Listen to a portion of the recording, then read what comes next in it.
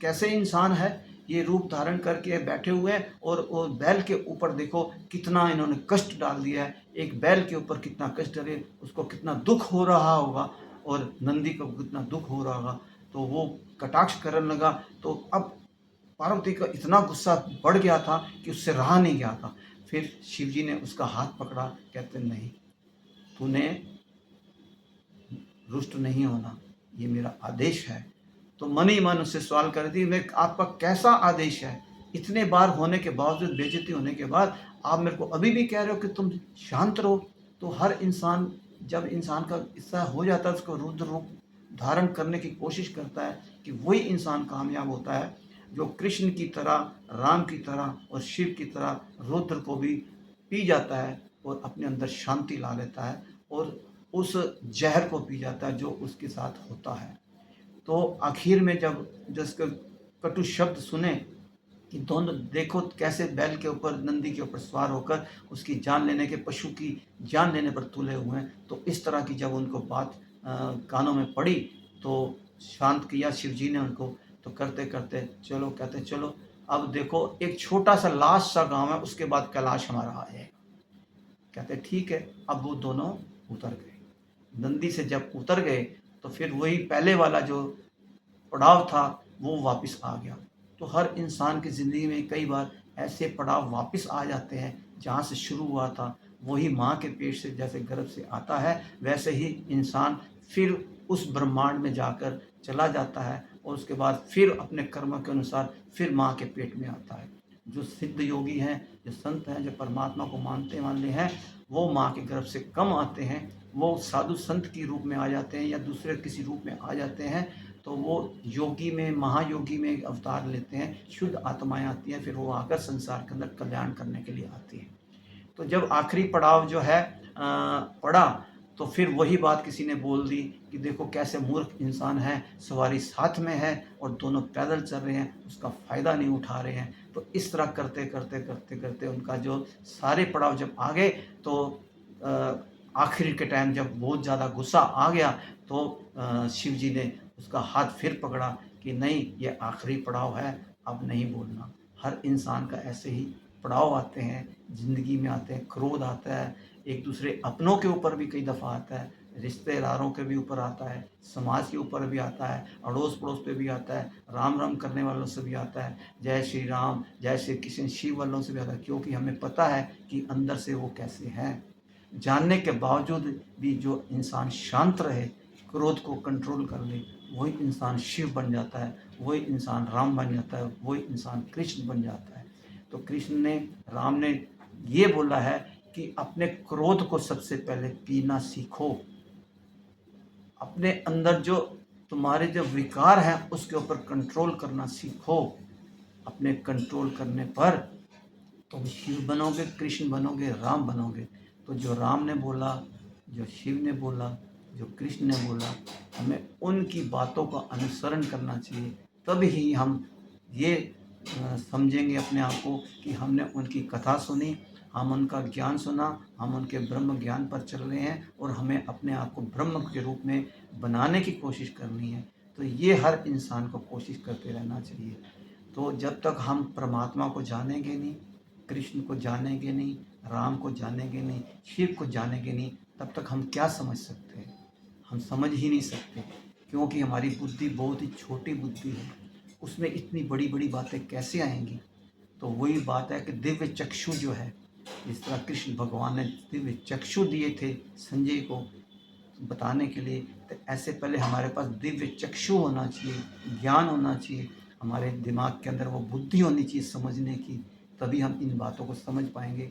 वरना हम व्हाट्सअप ज्ञान को देख के, यूट्यूब को देख के या इधर उधर से कथा सुनकर हम जो एक दूसरे से बहस करते हैं, बहस बहुत गलत है, अधूरा ज्ञान है हमें। तो जब तक हम जानेंगे नहीं, कृष्ण को मानेंगे नहीं, तब तक नहीं। क्योंकि अर्जुन जो है तब तक जान नहीं पाया जब तक कृष्ण को उसने समझाया नहीं, क्योंकि वो भी संसारी माया में पड़ा हुआ था। जब कृष्ण ने दिव्य ज्ञान दिया उसको, तब जाकर वो समझा। तो जब तक हमें दिव्य ज्ञान की तरफ नहीं जाएंगे, अपने बुद्धि को थोड़ा बड़ा नहीं करेंगे, उस परमात्मा से याचना नहीं करेंगे कि हे प्रभु, हमारी बुद्धि इतनी छोटी है, इस बुद्धि में आ नहीं सकता, तो हमें एक ऐसा चक्षु ज्ञान दीजिए जिस इन आँखों से हम आपका ज्ञान को देखें, सुने और अपने आप को उसके अंदर ले जाने की कोशिश करें, उसको समझें, देखें और मन के अंदर उसको धारण करें, हमारी बुद्धि में धारण करें। तो हमें चक्षु ज्ञान दो कि हम आपको देखें और हमें बुद्धि ऐसी दीजिए कि हम आपकी बातों को समझें। तो जब तक हमें ये चीज़ें नहीं मिलेंगी, तब तक हमारा किसी के साथ बातचीत करना हमारा व्यर्थ है। तो हमें किसी के साथ जैसा व्यर्थ बातें नहीं करनी चाहिए, बहस नहीं करनी चाहिए। जब तक हमारे को अधूरा ज्ञान है, तो हमें किसी के साथ ऐसी बातें उल्टी-सीधी नहीं करनी चाहिए। तो हमें ब्रह्म ज्ञान जानने की कोशिश करनी चाहिए, क्योंकि ब्रह्म ज्ञान भी 2 मिनट में नहीं कि मैंने आपको बोला और आपके दिमाग में घुस गया। ये ब्रह्म ज्ञान का एक छोटा-सा पहलू है, एक छोटा-सा अंश है, एक हज़ारों अंश का एक छोटा-सा अंश है जो आपको मैंने अभी बताया। और इसके बाद ब्रह्म ज्ञान इतना बड़ा है कि हमारी बुद्धि उसको समझ नहीं पाएगी, हमारे चक्षु उसको देख नहीं पाएँगे। तो उसके लिए हमें, जैसे संजय को कृष्ण भगवान ने दिव्य चक्षु दे दिए, दिव्य ज्ञान के लिए अर्जुन को बुद्धि दी, तो इस तरह के हमारी 2 चीज़ें प्राप्त करने के लिए हमें सबसे पहले भगवान से प्रार्थना करनी पड़ेगी। तब हम जाकर इस परमात्मा के दिव्य ज्ञान को, ब्रह्म ज्ञान को, चक्षुओं को साथ, दिमाग के साथ हम उस परमात्मा को पा सकते हैं। तो मेरी कोशिश यही रहती है कि सभी को एक सत्य के मार्ग पर लेके जाया जाए, मगर सत्य के मार्ग पर कुछ लोग तो थोड़ा चलते हैं, फिर आगे चल के भटक जाते हैं, फिर थोड़ा चलते हैं, फिर भटक जाते हैं। तो लाखों में कोई 1-2 ही इंसान होते हैं जो इस ब्रह्म ज्ञान को लेने की कोशिश करते हैं और रास्ते में ही भटक जाते हैं। तो कोई होता है जो जाकर जाकर इस ज्ञान को प्राप्त करने की कोशिश करता है। तो मेरा आपसे प्रार्थना है कि मेरा जो भी ज्ञान दूँ या जो बात करूँ, उसको मन के अंदर धारण कीजिए, उसको जानने की कोशिश करिए और राम के, कृष्ण के, शिव वो कैसे बने, उनके अंदर क्या महत्व था, उनके अंदर क्या ऐसी बात थी जो हम नहीं कर पा रहे। तो उस ज्ञान को कोशिश पहले चलना चाहिए, उसको जानना चाहिए। जानने के बाद ही आपको क्या होगा कि आप उस ब्रह्म ज्ञान तक पहुंचने के लायक बन जाओगे। और ये जो मेरा वैकुंठ निष्काम सेवा मंच यूट्यूब है, इसको लोग देख तो लेते हैं, मगर लाइक और सब्सक्राइब भी नहीं करते। और सेवक हरि गोपाल से इंस्टाग्राम है, उसको भी लाइक और सब्सक्राइब नहीं करते, बस टाइम पास के लिए देख लेते हैं, उससे ज्ञान लेने की कोशिश नहीं करते। तो मेरा आप सभी से प्रार्थना है बार बार कि मेरा मंच को, यूट्यूब और इंस्टाग्राम को चलाने की कोशिश करें। और मैं जो संसार के लिए एक अपना यज्ञ जो करना चाहता हूँ, एक संस्था बनाकर लोगों को आगे बढ़ाने की कोशिश करना चाहता हूँ, उसके साथ भी जुड़ने की मैंने 1-2 बार वीडियो पहले भी बनाई है। अभी आपको फिर मैं आपसे अनुग्रह कर रहा हूँ कि आप मेरे मंच के साथ जुड़े, और जो सक्षम है वो मेरे के साथ जुड़ेगा, तो तब तो ये बड़ी जल्दी आगे बढ़ जाएगा। नहीं तो ये कछुए की चाल से चलता रहेगा, जिस तरह मैं चला रहा हूँ, ये कछुए की चाल है, आगे बढ़ नहीं पा रहा। तो मेरा आपसे अनुरोध है कि बार बार कि जो भी सक्षम इंसान है, जो भी ज्ञानी है, पुरुष है, जो भी धर्मात्मा है, जो धर्म कर्म में रुचि रखता है, धर्म के साथ चलना चाहता है, धर्म की बातें करना चाहता है और धर्म के साथ सबको जोड़ना चाहता है, सबको आगे लेके जाना चाहता है, तो वो इंसान मेरे साथ जुड़े और मेरे बैकुंठ निष्काम सेवा मंच यूट्यूब को देखता रहे। उसके जो भी मेरे पे जो हो सकता है, मैं, मेरे पास कोई साधन नहीं कि मैं इसको लार्ज स्केल पे बढ़ाऊँ या वीडियोग्राफी करूँ या कुछ करूँ। तो अपने घर पर ही बैठकर 2 मिनट में इसको बनाता हूँ और जो मेरे से हो सकता है मैं कर लेता हूँ। तो मेरे इस मंच को चलाने की कोशिश करें और जो मेरे साथ जुड़ना चाहे वो मेरे साथ जुड़ सकता है। और दिल्ली में जो है मेरा पटेल नगर, वेस्ट प्रेम नगर में मेरा स्थान है।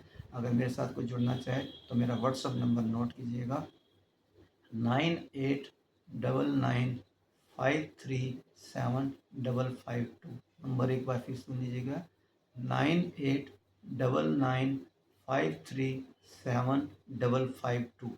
तो ये जो मेरा मंच और मेरा फ़ोन नंबर है, इसके साथ मेरे से जुड़े, ताकि जल्द से जल्द जितना हो सके कि मैं इसको आगे संसार के अंदर, लोगों के अंदर जन कल्याण के कार्यों को करने हेतु सबके आगे आऊँ और आप भी हों। और आपको जब ये बन जाएगा तो इसमें बहुत सारी अपना उपाधियाँ वगैरह दी, जैसे कि जैसे सेक्रेटरी है, प्रधान है, कैशियर है उसके बाद मेंबर है, और इस तरह के जो उपाधियाँ उसको देनी है मुझे, और वो दे के फिर उसको आगे बढ़ाना है। फिर महिला विंग है, यूथ विंग है, सीनियर सिटीजन विंग है, और ऐसे मर्दों का मतलब इसका विंग है। तो इस तरह के कई कार्यकारिणी सदस्य है।